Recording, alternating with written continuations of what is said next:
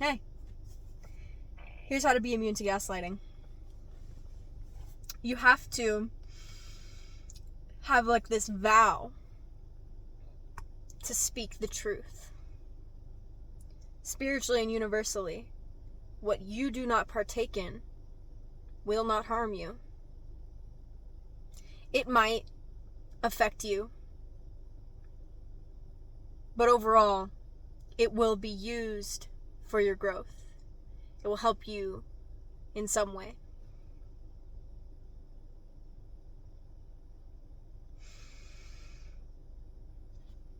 People who gaslight others are the most vulnerable to being gaslit. When we gaslight ourselves, we're the most vulnerable to being gaslit. That's really it. When we gaslight ourselves, we are the most vulnerable to being gaslit. And it's not a shameful thing. It's a survival mechanism that many people develop to survive narcissistic families. The suppression of the true self. But let that thing out. That sounds so wrong. That true self. Alright. But yeah. So make a vow to tell the truth. But do it from a real place. I'll tell you what I did. So I learned a lesson in one of my relationships that no matter what I did, he was going to harm me no matter what. It was like the dissolving of that illusion that I could change my behavior to change others. No matter if I spoke the truth or lied, he still was going to get mad at me. No matter if I did everything perfectly or not, he still was going to get mad at me, right? I molded myself into this perfect version. And actually, my sense of safety in that relationship, it's so deep. My sense of safety in that relationship was there was no sense of safety, but was kind of when he'd accuse me of doing something I didn't do, or when he accused me of doing something that he disapproved of, I would make 100% sure that I didn't do that thing so that I could tell the truth to him. And it was almost like I thought that... Hold on, I'm getting confused. Well, I'm just realizing now that he'd accused me of being disloyal, so what my survival mechanism was to isolate myself from all people. And I just played into exactly what he wanted. It's almost like he used my honesty against me. What? Alright, sorry. I'm supposed to be helping you. But maybe that helps someone. So you can think of gaslighting kind of like when someone gaslights you, they're trying to light a fire of your own lies in your mind. They're trying to light the gas in your own mind. The gas that causes you to gaslight yourself. And that gas is your conditioning. Your illusions. Illusions about who we are, who others are, and what the world is. So, to be immune to gaslighting is to get rid of that gas. You can't light gas if it doesn't exist. It's also about that vow for truth. If you don't have anything sneaky that you do, anything deceptive, if you don't lie to yourself, if you don't lie to others, there's no gas to light.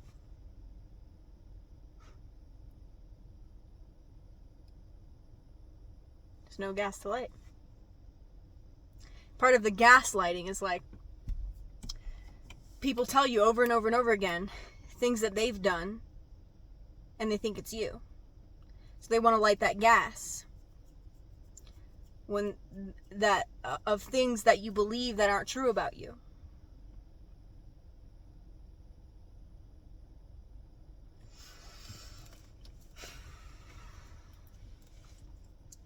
things that you believe that aren't true about you. But if you know who you are, they can't light that gas. And if you have nothing to hide, they can't light that gas. And the really, like, when you have nothing to hide, when you don't hide things from others, you don't hide things from yourself. And this is a deeper truth, like a bigger, profound truth. You have nothing to hide from yourself. Everything can be forgiven. Everything can be grown out of. So when you stop hiding things from yourself, other people's words can't hide themselves. The truth has this kind of like exposure effect. But it's not like you're exposing anything. The abuser that gaslights you is already exposed. But when they gaslight you, they're trying to light that gas in you that makes excuses for them. That doesn't see them clearly. That tells lies about yourself to not see them. That tells lies about them to not see them. They're already exposed. It's one thing that you'll see, or you do see, is that abusers and manipulators, they're not very, like, when people are deceptive, it's like, they're not that deceptive. It's like we make excuses for them. And, but, like, they're kind of open sometimes. Like, when you start to trust yourself, you realize, like, whoa, all the signs were there. They were telling you who they are. And one thing about, you know, like, being immune to gaslighting as well is, like, when people tell you who they are, believe them. It's a really good philosophy to live by. When people tell you who they are, believe them. This is a really good one. So I'll go into this for a little bit. I don't know, like, yeah. Okay. Like, if someone tells you that they're, like, all about something, and then you treat them as if that's true, that's when they expose themselves as a liar.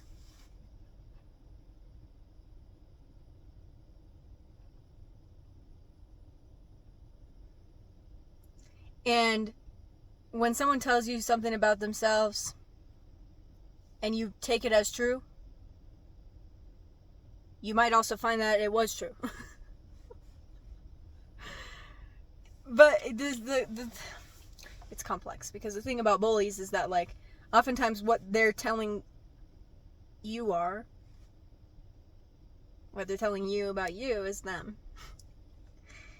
But when people tell you who they are, believe them. That's like giving people the true benefit of the doubt. Because when you give someone a benefit of the doubt, you create an opportunity to build trust with yourself.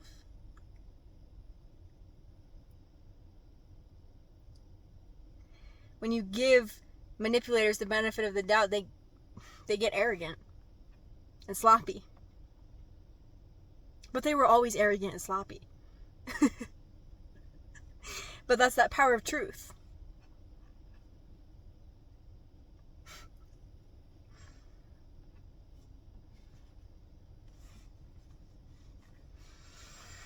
To give someone the benefit of the doubt is like, how do I want to explain this?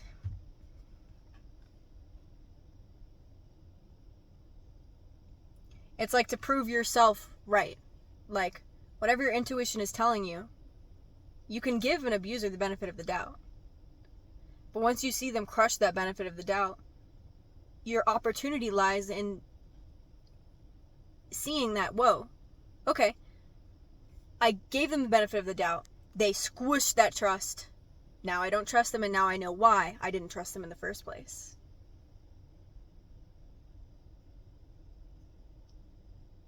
And that's like a innocent trait, right? Giving people the benefit of the doubt. In a true way, though. I'm not saying like the distorted type of benefit of the doubt is like when you give someone the benefit of the doubt constantly.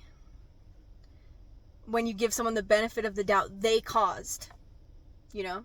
When someone makes you doubt yourself and you I'm confused. I'm not confused. Yeah, that they caused. So, but when you truly doubt someone and you give them the benefit of that, you're giving them the benefit to see if you can trust them. Not because you're attached to who you want them to be, or you're attached to having things go a certain way. That's the difference, right? The like absence of attachment. And that is also how you become immune to gaslighting. The absence of attachment.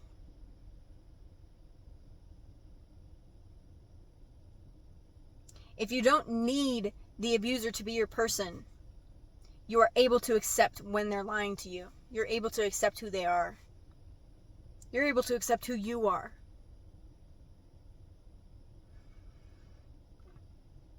Absence of attachment.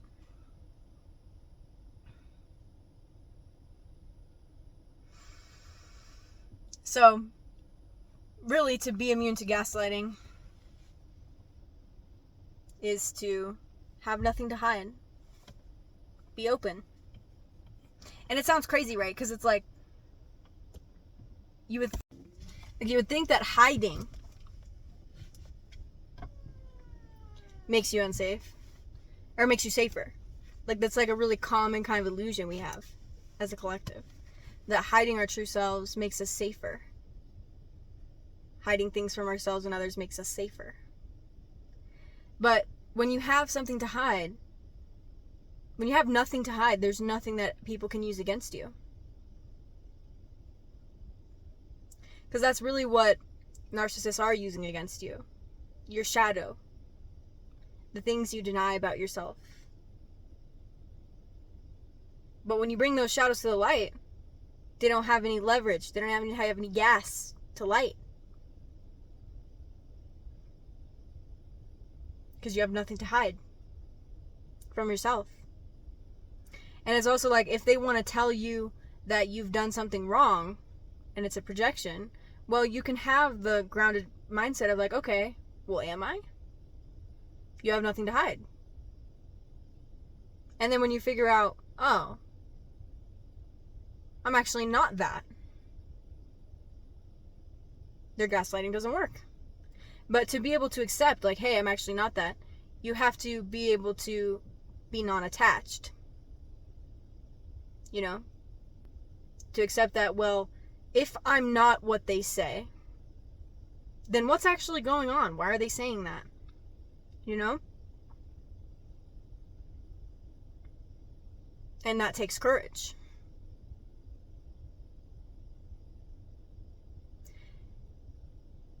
And it's worth it, you know? It's worth it. You're worth it. Your safety, your health, it's worth it. The truth, freedom, it's worth it. So, this is how to be immune to gaslighting. It's complex. You know, everything's complex. But vowing to speak the truth and have nothing to hide, to heal your shadow.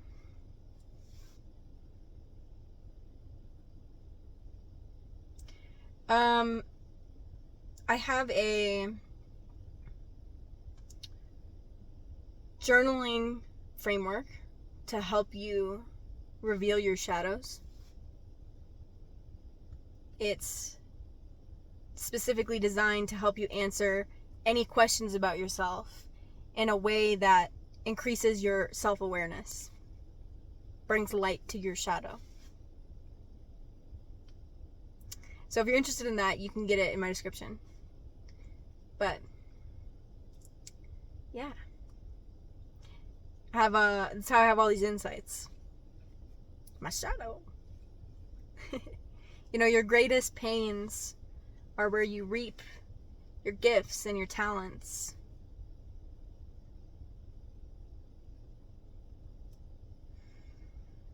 And don't get that inverted either. Like, don't harm people. But it's like adversity. Like, this is what I mean. Like, when you're in truth, when you speak the truth, your adversity doesn't harm you. It fuels you. It gives you insights. It whatever your talent is, whatever your talents are. Your adversity works for you, not against you. So, yeah, I love you. You also have to understand that gaslighting is as physical as it is spiritual. It is as physical as it is mental. So someone's actions can gaslight you. Right? They don't have to use words to gaslight you. And that's where self-trust comes in. If you know you didn't leave the light on,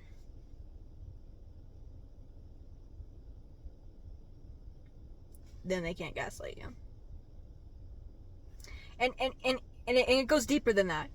If you know it's not a problem to leave the light on sometimes, they can't gaslight you.